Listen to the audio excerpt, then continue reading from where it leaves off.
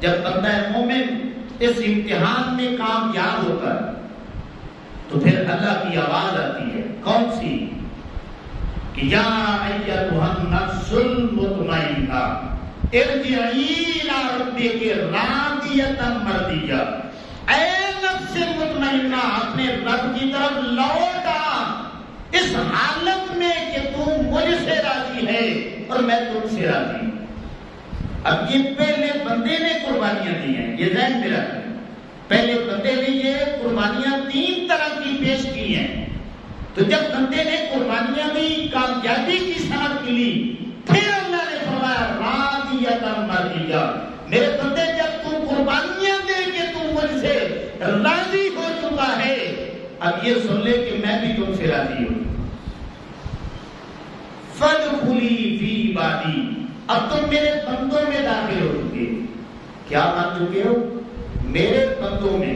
اور یہ چھوٹی سی بات نہیں ہے اللہ کا بندہ بننا، آپ قرآن مجید کو پڑھیں، احادیث مبارکہ کو پڑھیں، آپ کو پتہ چلے کہ اس کائنات میں صرف ایک ہی ہستی ایسی ہے، ایک ہی ہستی ایسی ہے جس کو اللہ رب العزت نے اپنا بندہ ہونے کا شرف عطا کیا ہے، اور وہ صرف امام الانبیاء محمد مصطفیٰ صلی اللہ علیہ وسلم کی ذات ہے، ایک ہی ہستی ایسی۔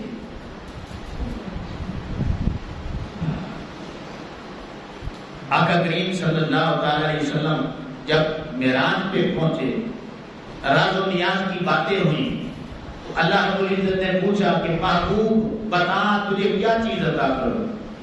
اب احادیث مبارکہ میں آتا ہے کہ آقا کریم علیہ السلام نے عرض پیش کی ہے، مالک بس ایک دفعہ تو فرما دے کہ میں تیرا بندہ ہوں۔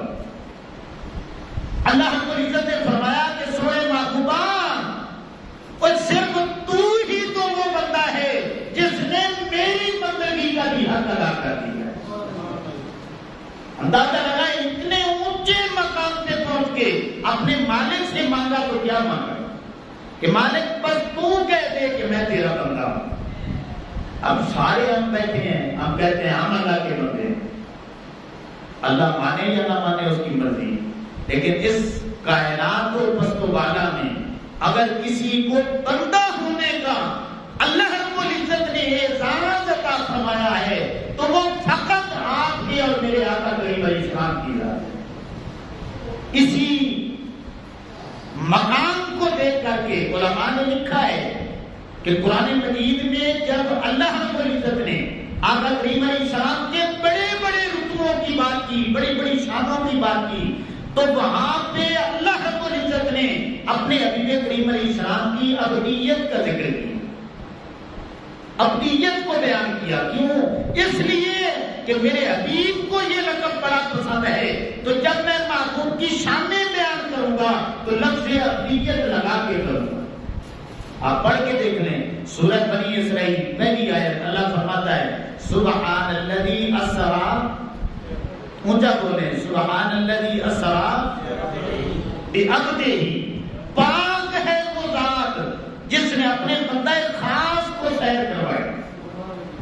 تو ابدیت کا ذکر ہے۔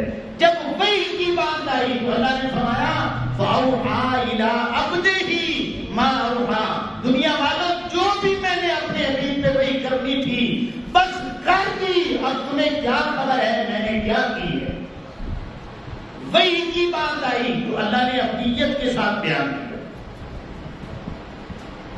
معراج کی بات کی تو ابدیت کے ساتھ آقا کریم علیہ السلام کا ذکر خیر فرمایا، اور جب قرآن مجید کی بات کی کہ مثلیت کی تو وہاں پہ بھی لفظ ابدیت لگایا کہ وَإِن كُنتُمْ فِي رَيْبٍ مِّمَّا نَزَّلْنَا عَلَىٰ عَبْدِنَا، کہ جو میں نے اپنے حبیب کریم علیہ السلام پہ قرآن نازل کیا ہے، اگر تمہیں اس میں کوئی شک ہے جو میں نے اپنے بندہ خاص پہ نازل کیا ہے تو پھر اس کی مثل مجھے چھوڑ کے کائنات کی ساری مخلوق اپنے ساتھ ملا لو، قرآن مجید کی مثل لانا چاہو تو مثل نہیں لا سکتے۔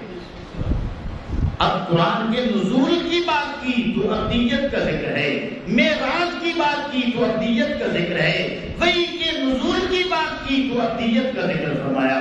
کیوں؟ اس لیے کہ اس ابد کے لفظ سے آقا کریم علیہ السلام کو بڑا پیار ہے. اور پھر آقا کریم علیہ السلام اس کا اظہار بھی فرماتے ہیں. آقا کریم علیہ السلام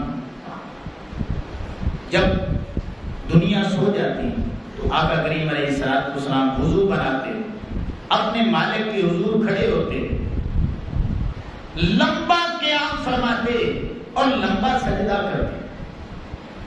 حتیٰ کہ ام المومنین عائشہ صدیقہ رضی اللہ تعالی عنہا بیان کرتی ہیں کہ یا رسول اللہ صلی اللہ علیہ وسلم پوری رات جاگنا، اے اللہ کے رسول صلی اللہ علیہ وسلم تھوڑی دیر آرام فرما لیا کریں. یہ اتنا لمبا قیام جس کی وجہ سے آپ کے پاؤں مبارک پہ ورم پڑ چکے ہیں.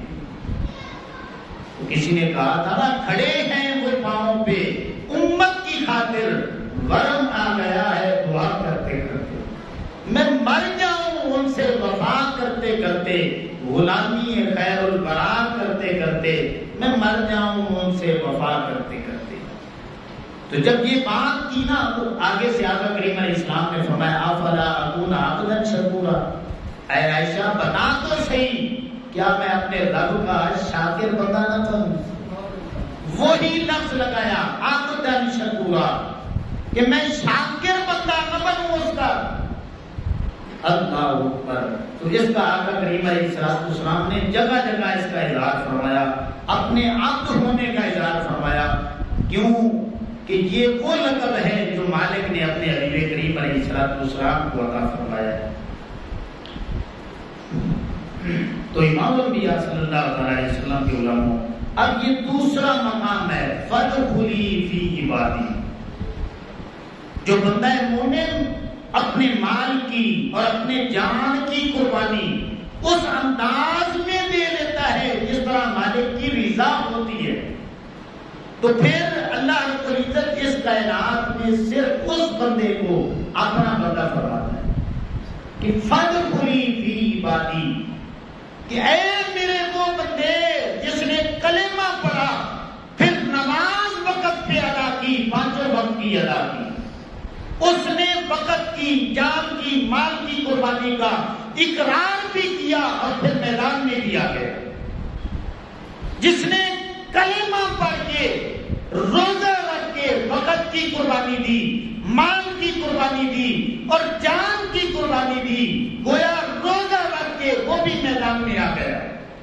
اسی طرح زکوٰۃ اور حج اور قربانی کی یہ ساری مثالیں قائم کر کے اور پھر حقوق العباد کے حوالے سے سارے کے سارے حقوق ادا کر کے جب بندہ ساری قربانیاں اللہ کے حضور پیش کرتا ہے تو پھر اس بندے کو اللہ فرماتا ہے، ایک تو اپنے حبیب کو فرمایا کہ فقط تو ہی میرا بندہ ہے، دوسرے نمبر پہ جو سچا اور پکا غلام بن جاتا ہے اس کو مالک فرماتا ہے فادخلی فی عبادی.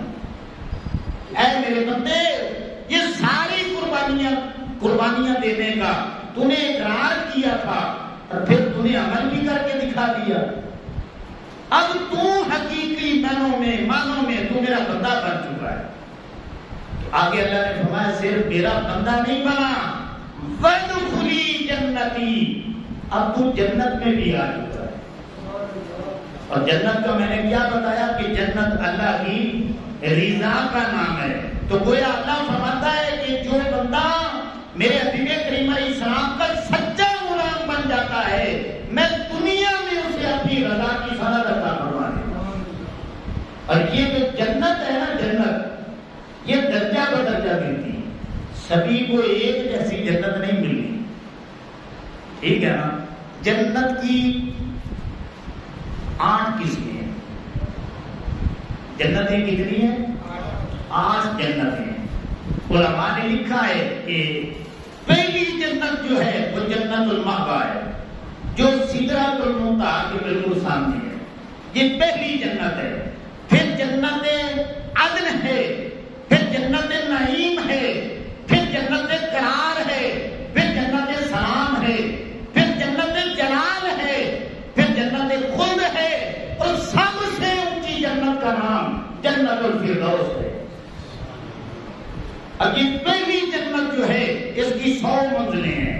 ایک منزل سے دوسری منزل کا فاصلہ قرآن مجید میں بیان ہوا ہے کہ زمین و آسمان جتنا پہلی جنت کی پہلی منزل میں جو فاصلہ ہوگا وہ زمین و آسمان جتنا ہوگا. تو اب اس طرح 100 منزلیں ہیں. ایک جنت کا اینڈ ہوگا, دوسری جنت شروع ہوگی, پھر تیسری, پھر چوتھی, پھر 5ویں, 6ٹھی, 7ویں اور 8ویں. اب یہ جنتیں جتنی جس بندے کو اللہ کی رضا نصیب ہوگی اس حساب کے ساتھ اللہ رب العزت اپنے بندوں کو جنتیں عطا فرمائے گا. کسی کو جنت ماغا, کسی کو جنت عدن, کسی کو نعیم, کسی کو سلام, کسی کو قرار, کسی کو ایک جنت, کسی کو 2 جنتیں. 2 جنتیں بھی ایک بندے کو مل سکتی ہیں. اور اس کا ذکر بھی قرآن مجید میں ہے. وَلِمَنْ خَافَ مَقَامَ رَبِّهِ جَنَّتَانِ, جو اللہ کے سامنے کھڑا ہونے سے ڈر جاتا ہے کہ میرے مالک نے میرا حساب لینا ہے, اور پھر وہ سیدھے رستے پہ چلتا ہے. اللہ فرماتا ہے اس ڈر کی وجہ سے اس بندے کو میں 2 جنتیں عطا فرماتا ہوں. تو امام الانبیاء صلی اللہ علیہ وسلم کے غلاموں, آپ یہ خلاصہ کلام سمجھیں. مالی اور جانی قربانیاں دے کر کے بندہ بڑی قربانیوں کے بعد اللہ کے بندوں میں شامل ہوتا ہے. اللہ نے صرف وعدہ کیا کہ اب تو میری جنت میں آ چکا ہے. کہ بندے نے بڑی کوشش کی, بڑی محنت کی, لیکن ایک ہستی ایسی بھی ہے جس کو اللہ فرماتا ہے اے دنیا والوں سن لو, اور تم نے بڑی قربانیاں دے کے بس میری جنت الماما تک پہنچے ہو. ایک میرے حبیب کی ذات ایسی ہے جس کو میں نے اپنا بندہ فرمایا ہے کہ اس جیسا کوئی بندہ ہی نہیں ہے. کیا مطلب؟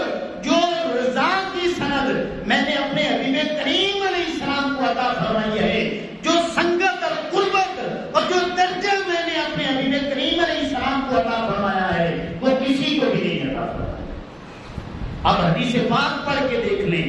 آقا کریم علیہ السلام نے فرمایا میرے غلاموں سن لو, جنت الفردوس کا جب اینڈ ہوتا ہے, جہاں پہ انتہا ہوتی ہے, وہاں پہ ایک مقام ہے جس مقام کا نام الوسیلہ ہے.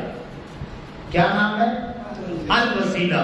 آقا کریم علیہ السلام نے فرمایا, اب آج بھی دیکھیں, آقا کریم علیہ السلام نے فرمایا میرے غلاموں اب مجھے پتہ نہیں ہے وہ مقام اللہ نے کس کو دینا ہے, لیکن میں امید کرتا ہوں کہ جو سب سے اونچا رتبہ ہے وہ اللہ نے مجھے کو دینا ہے. اور پھر فرمایا حدیث پاک میں آقا کریم علیہ السلام نے فرمایا یہ جو وسیلے والی دعا ہے نا, اللہم ربا علی دعوت التامۃ والصلاۃ القائمہ آتی سیدنا محمد الوسیلہ والفضیلہ والدرجۃ الرفیعہ وابعثہ مقاما محمودا الذی وعدتہ وارزقنا شفاعتہ یوم القیامہ انک لا تخلف المیعاد. آقا کریم علیہ السلام نے فرمایا جو میرا امتی یہ وسیلے والی دعا میرے لیے مانگتا رہے گا کہ اے مالک و مولا یہ بلند ترین رتبہ میرے سنے حبیب کو عطا فرمانا. آقا کریم علیہ السلام نے فرمایا میں اپنے اس غلام کو اپنے ہاتھ سے پکڑ کے جنت میں لے جاؤں. اندازہ لگائے سب سے اونچا رتبہ اللہ کے عرش کے نیچے اللہ کی جنتوں سے اوپر جو مقام ہے اس مقام پہ کسی اور نے نہیں بیٹھنا. وہاں پہ جو کرسی لگائی ہے وہ اللہ رب العزت نے اپنے حبیب کریم علیہ السلام کی لگائی. تو اس لیے امام الانبیاء صلی اللہ علیہ وسلم کے غلاموں یہ قربانی ہمیں درس دیتی ہے.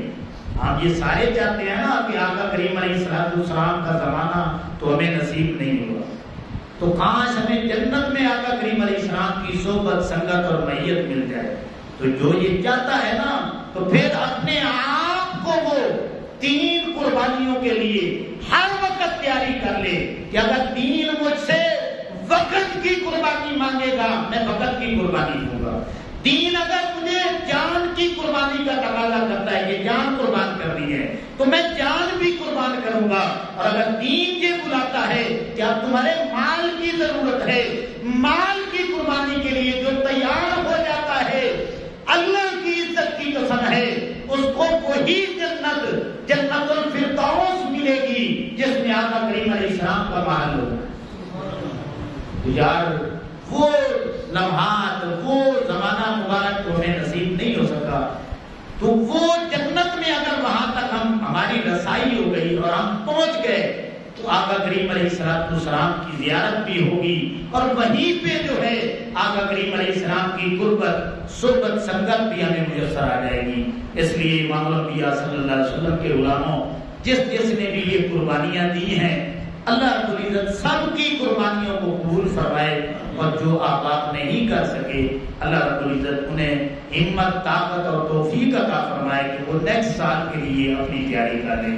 اللہ نے جو ہے آقا کریم علیہ السلام کی شریعت پہ عمل کی توفیق عطا فرمائے۔ وما علینا